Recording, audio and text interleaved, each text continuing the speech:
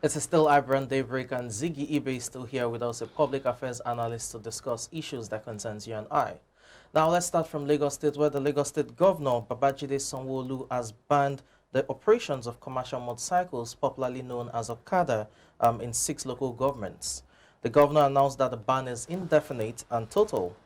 Now, the 6 local governments listed by the governor at Ikeja are Surulere, Ikeja, Etiasa, Lagos Mainland, Lagos Island, and Apapa. Sanwo-Olu said the government took the decision in line with the state's transport sector reform law of 2018 to immediately address the chaos and menace created by the operations of Okada in the listed areas. Now, Zigibe, as I said earlier, is still with us, and he will be addressing this with us as well. What was your first impression when you heard this? Yeah, yesterday's pronouncement wasn't the first time. We've had numerous We've had various times where the government had said Okada had been banned, and they keep flouting the law. What I see is that necessity or the approach to really enforce the law. You don't ban an activity when the people, the enforcers, the law enforcement agents themselves are involved in that activity. How do you mean? Each time you ban Okada, you see policemen making use of it? Making use of the same law you banned. Policemen carry commuters. They ride the motorcycles. They ride motorcycles. Armies, the same, and other paramilitary agencies. Each time you catch them, they will tell you they are the officers. And you tell me you ban. Other people will join suit. I don't pay serious attention to it. So you see this as a knee-jerk reaction to the latest development? It is. Certainly they will come back. It could be used as a political, they will use it to settle political scores. Well, of course, we see leaders of the Hausa community in Lagos coming up to say that they want the governor of Lagos State, Babajide Sanwo-Olu, to reverse this ban, saying that the Hausa community, who are the Okada riders, have a huge voting population in Lagos State. So they are using their voting bloc as a bargaining chip to ensure that this... Every group in Nigeria, including bandits, have used such gimmicks. Okay? Elections. Yes. It could be during an election, it could be as a bargaining chip, as a way of trying to settle differences. Give me this, I give you that. Okay? But until we see that play out in the real sense of it, there must be a real determination to stop Okada because it's a menace. Do you see this as a well thought out plan? Or do you think it is just... Right. Not even today. Not even today. Okada has been a menace in Lagos. Given the population of Lagos, it's a risk. They constitute a serious security risk. Yes, they make commuting easier and all that, no doubt. But see, you don't give in to cheap understanding when you have a serious issue on your hand. Do you see the government of Lagos State succumbing to this approach or this proposal? I don't think so. I don't think so. But I tell you the way it comes. It will come subtly. The way it will come is they might not outright say, okay, we unban it. But then it is the same way of the entry. They will relapse it and tell you it will start from this time. Let it start from the streets. Let no longer on the highways, bridges, and all that. We've seen it happen many times. So perhaps the main issue or the fundamental issue that should be dealt with is the issue of overpopulation. Because when security. Yes, I'm getting somewhere. When you look at the population of Lagos, about 20 million people, and then a lot of people keep coming in on a daily basis because of the economic opportunities in Lagos State. So perhaps we should create the same kind of opportunities in other states of the country.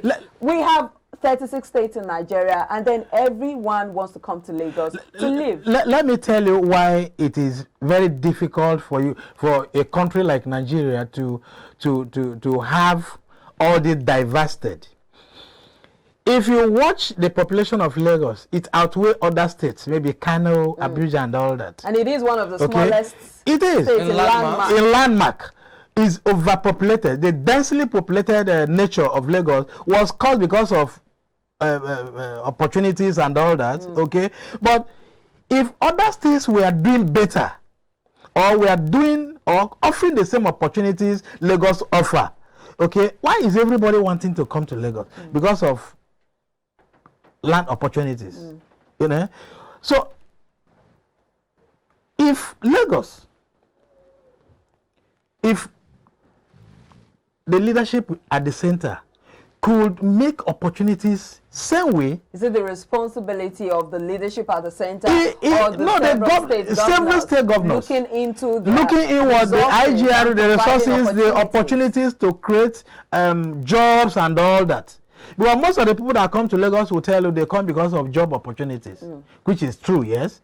But the attendant risk that is attractive to this whole thing is what one get worried about. And Lagos to come up with this idea, it has never worked. And I think it might never work because the government, the agencies that are saddled with this responsibility of checkmating or enforcing the law might not rise to that challenge because they are culpable, they will compromise it. Okay, and before you know it, they start giving measures. Don't go from here to here. Go from here to here until it gets to a proportion where you cannot control it. Let's detach this superstructure from the base itself.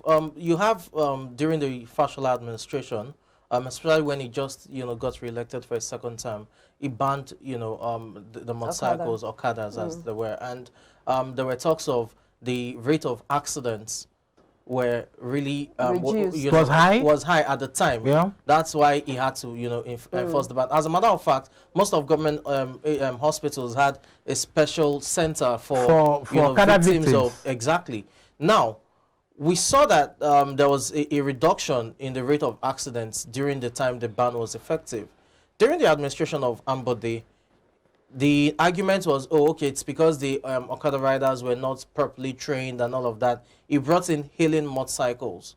Those ones you hail and you order and all that. And all the rest of them. Yes. Now, the Sanwo-Olu administration came on board shortly afterwards, banned them without, adequate reasons given for the reason behind, that action. Because it seemed like the hailing motorcycles were more organized, the drivers were more trained, and all of that.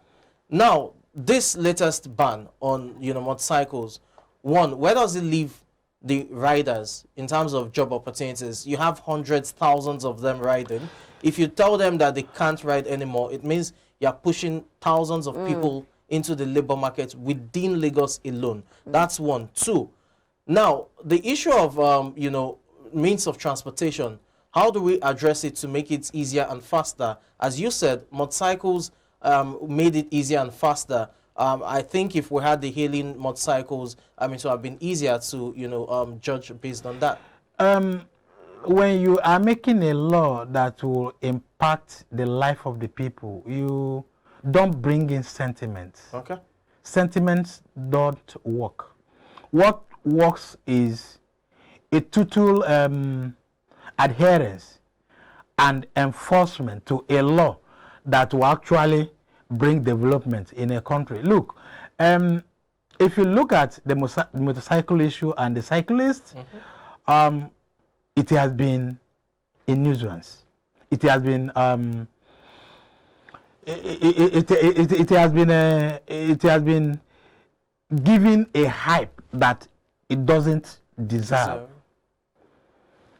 You talk about the casualties. A special center, a special treatment center was created for the victims. Who does that? I have no issue with government banning it, but let it be total. Let the enforcement be total. Then create alternatives. What are the alternatives? I'm coming. Create alternatives for those who will. Why do we even involve them in the first? Do you know what I hate in all this? Okay. A situation where you don't put a proactive measure in doing certain things, because at the long run, like they've been banned now, in the next few months, it will be relapsed.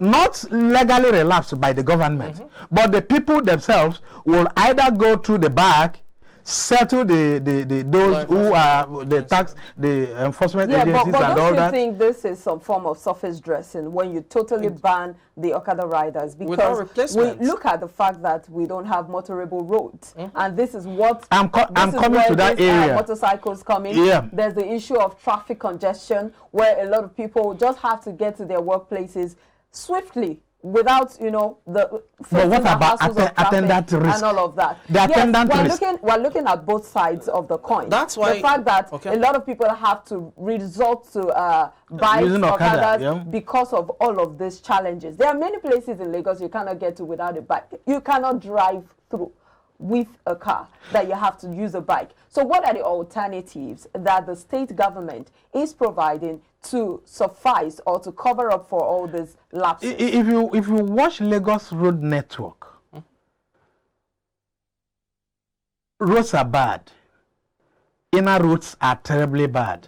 They make it very unaccessible and unmotorable, even for the smallest three-wheelers, tricycles, the keke ones. Okay, and if you watch the necessity of Okada, it is because some of these roads are bad, and Lagos State, the little they could have done, couldn't suffice the need to repair some of these roads. And some of the lies we cock up many times has given rise to some of these things that can never be met. Quickly to button. When Lagos State will come up and tell you that some roads have been repaired, trunk A roads, B, C, and D, they were not all repaired. And they'll tell you the roads are motorable. They are never motorable. That is where the Okada issue comes in. And we find Okada very, very necessary, because he allows us access our workplace early, he allows us to attend to our meetings. Yes, but we're talking about the alternative. The alternative is not there. It's not just there. So, the only solution is make other states viable. Let the governors, we are in electionary time now, elect good governors, elect good people who will come into the state to really work and get the good resources that will make the state viable and economically open to access. If you don't do it, Lagos will continue to be congested, because the guys that have been laid off now, they might not have an alternative means of survival. Next thing is to join crime. Next thing is to go into criminalities and all that. That is not good enough. We are not. If you look at the whole thing, it looks as if, okay, if you do this, have you done this? No. If you do this, have you done that? No. But what happens at the borders? Because I'm really concerned about that. A lot of these people, the Okada riders, the people from the northern part and other parts of course, there's freedom of movement in the country. But a lot of these people troop into Lagos without any form of check. No, but you've said it many times here now. Our borders are porous.